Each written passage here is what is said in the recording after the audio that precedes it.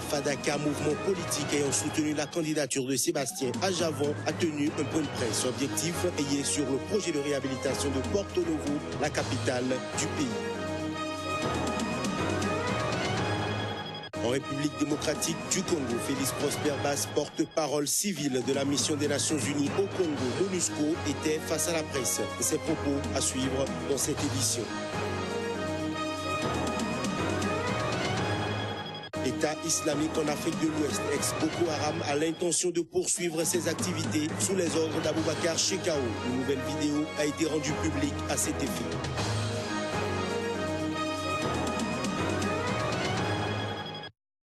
À toutes et à tous, bonjour, bienvenue dans cette nouvelle session de l'information sur 6 cas. En Angola, Nuno Dalla, un opposant condamné cette semaine à 4 ans et demi de prison, est dans un état très critique, et ce, après 23 jours de grève de la faim qu'il a entamé pour protester contre la confiscation par la police lors de son arrestation en juin 2015 de plusieurs biens personnels, dont 2 téléphones, des cartes bancaires, de l'argent liquide équivalent à $350 ou encore un ordinateur portable. Selon sa sœur Gertrudes Dalla, son état de santé est très critique et il peut mourir dans les prochains jours. À cet effet, elle a appelé la société civile, les avocats et la justice à tout faire pour sauver son frère. Pour rappel, Nuno Dalla fait partie des 17 opposants politiques qui ont été condamnés lundi dernier à des peines entre 2 et 8 ans et demi de prison, notamment pour tentative de coup d'État contre le président José Eduardo dos Santos. Tous ont nié les faits.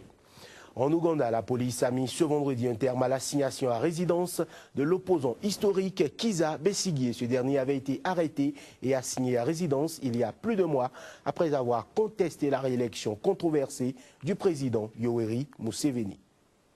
La levée de l'assignation à résidence de l'opposant ougandais Kizza Besigye intervient au lendemain du rejet par la Cour suprême d'un recours contre l'élection pour un 5e mandat de Yoweri Museveni à l'issue de la présidentielle du 18 février. Un scrutin dont Kizza Besigye, arrivé 2e avec 35,61% des voix, rejette les résultats. Aussi soutient-il que son placement en résidence surveillée dans sa maison de Kampala, qui a duré 43 jours, a été ordonné pour l'empêcher de rassembler des preuves de fraude. Aujourd'hui libre de ses mouvements, Kizza Besigye ne reste pas moins dans la ligne de mire de la police ougandaise qui dit attendre que l'opposant respecte la loi et cesse de causer des problèmes aux gens qui n'ont rien demandé. Précisons que ce même vendredi, la libération conditionnelle de l'ancien chef du renseignement ougandais David Sejusa, opposant de Museveni détenu depuis le 31 janvier, a également été annoncée par l'avocat de l'intéressé. Au Bénin, le groupe Fadaka, mouvement politique ayant soutenu la candidature de l'opérateur économique Sébastien Germain Ajavon, était hier en fin de journée face aux hommes de médias. À l'issue d'un point de presse, il a invité le nouvel élu à la vigilance et appelé à un regard bienveillant sur le projet de réhabilitation de Porto Novo, la capitale du pays. Plus de précisions avec le secrétaire général du groupe Fadaka, Sefou Sakariaou, intervient sur des propos recueillis par Joël Yetondi et Floris Dossa. Les populations de Porto Novo sont sorties massivement pour dire oui au développement, oui au bien-être de nos enfants, oui à la rupture tout simplement.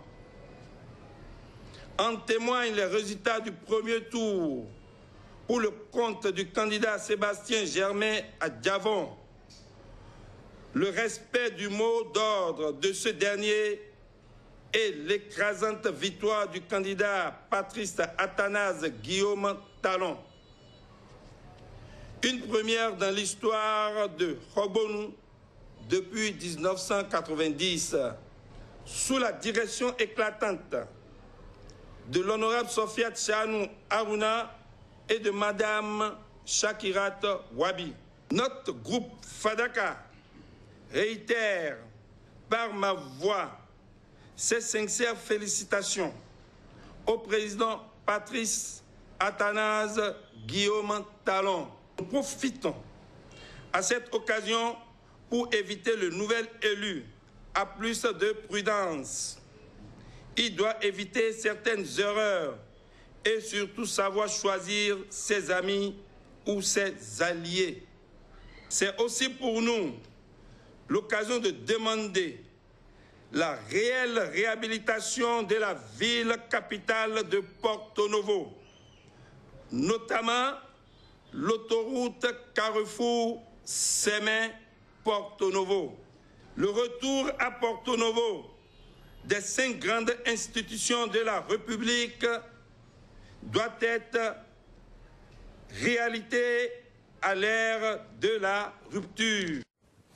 En bref et en images, l'ONU a réaffirmé hier vendredi sa détermination à lutter contre les abus sexuels au moment où Casques Bleus et soldats français en Centrafrique sont plongés dans un nouveau scandale avec des accusations sordides de bestialité. En visite à Bangui, Hervé Latsou, chef des opérations de maintien de la paix de l'ONU, a évoqué de prochaines discussions avec les États membres de la possibilité d'instaurer une cour martiale qui se tiendrait dans les pays où des faits répréhensibles ont été commis. Autre mesure étudiée, l'enregistrement de tests ADN avant le déploiement des soldats qui permettrait notamment de faciliter les tests de paternité en cas d'accusation.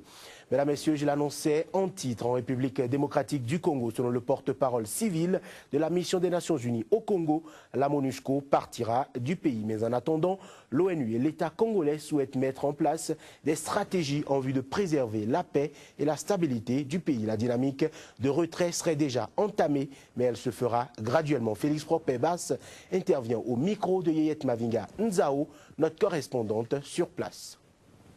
Nous ne sommes pas venus au Congo pour rester là éternellement.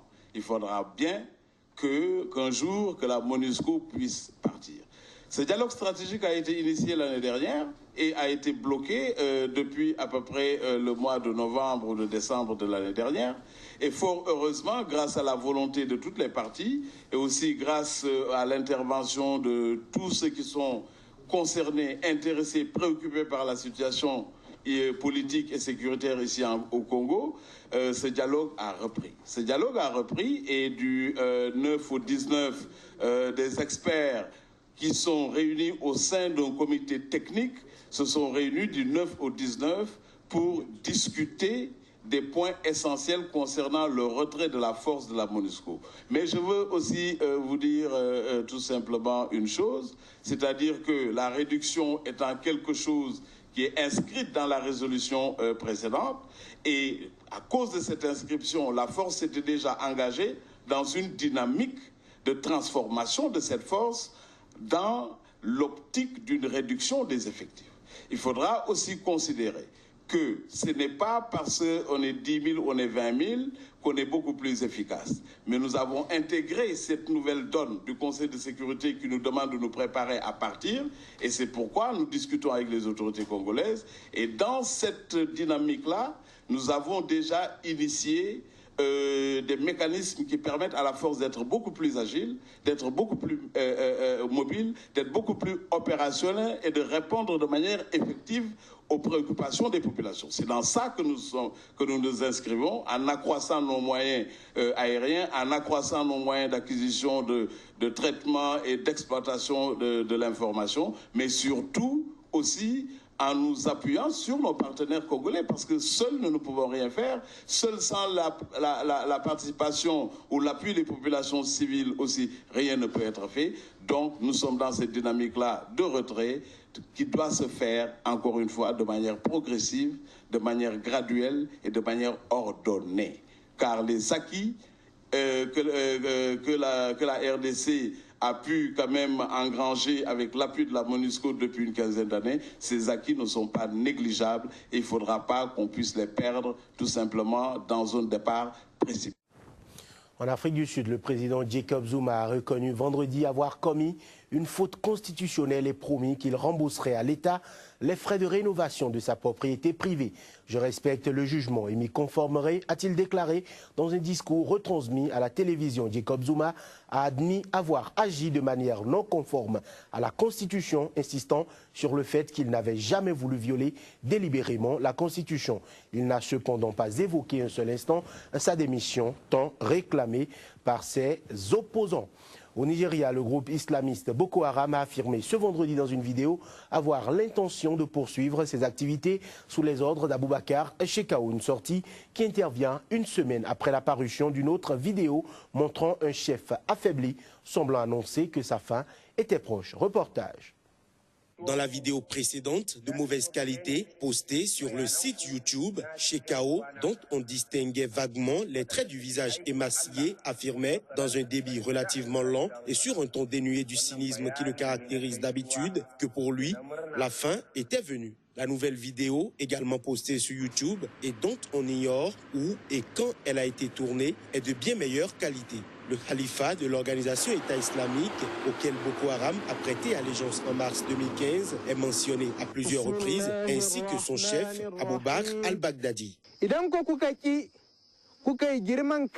Si vous refusez et devenez arrogant, nous allons poursuivre avec nos activités sous les ordres du représentant de la branche ouest africaine, Cheikh Aboubakar Shekau, qu'Allah le protège, afin de faire de vos vies un enfer, de vos femmes des veuves, de vos enfants des orphelins, et de vous mettre dans la même situation que les sympathisants des tyrans d'Irak, de Syrie, de Libye, de Khorasan, de Sinaï, au nom d'Allah l'unique, l'invincible.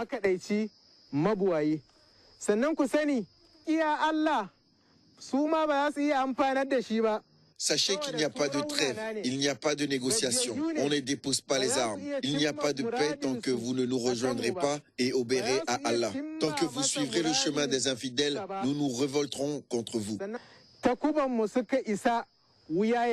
Le Nigeria a mené l'année dernière une offensive de grande envergure avec l'appui du Tchad, du Niger et du Cameroun voisin qui a permis de reprendre la plupart des villes et villages du nord-est du pays qui étaient tombés aux mains de Boko Haram. Depuis, le groupe aurait de plus en plus de mal à s'approvisionner, même en carburant, et certains combattants affamés auraient fini par se rendre. Mais les attentats suicides, qui demandent souvent peu de moyens logistiques, se poursuivent. Une note pour terminer cette édition, une note de culture. Donc au Bénin, le Festival international de théâtre démarré le 23 mars dernier a pris fin ce 31 mars 2016. La cérémonie de clôture s'est faite en présence des acteurs culturels et des amoureux de la culture. Reportage. Je suis l'homme le plus heureux aujourd'hui. J'ai dit au directeur, c'est un défi à relever. Nous avons eu les échos de partout. Et on ne peut que se réjouir. C'est pourquoi je voudrais remercier tous les acteurs, à commencer par le directeur et son équipe, tous ceux qui ont accepté s'impliquer dans cette organisation. Et je dis, ce festival est enfin clos. C'est sur ces mots du ministre de la Culture que les rideaux viennent de tomber sur le Festival international du théâtre du Bénin, FITEB 2016. Un festival qui aura permis aux partisans culturels de faire une comparaison depuis la période révolutionnaire jusqu'à la démocratie afin d'apporter des solutions concrètes aux problèmes qui minent ce secteur. Diverses activités ont meublé cette 13e édition du FITEB, dont le thème est 25 ans de FITEB, théâtre, démocratie et développement au Bénin et en Afrique. Même s'il y a eu quelques ratés, le directeur du FITEB se réjouit toutefois de l'issue qu'a connue ce festival. Je n'ai pas l'habitude de dire en public ni mes difficultés, ni mes problèmes. Et donc je n'en parlerai pas. Et je profite pour dire simplement merci à tous les artistes qui ont pu offrir aux Béninois ces moments-là. Je ne sais si le pari est gagné, mais j'ai le sentiment que nous avons fait un exceptionnel chemin. Rappelons que la 13e édition du Festival international du théâtre du Bénin FITEB s'est tenue du 23 mars au 31 mars 2016 et y ont pris part les pays comme le Togo, la Côte d'Ivoire, le Burkina Faso, le Mali. Voilà qui met un terme à cette édition que nous remercions d'avoir suivi. Agréable journée à chacun et à tous. Très bonne suite des programmes sur Sika.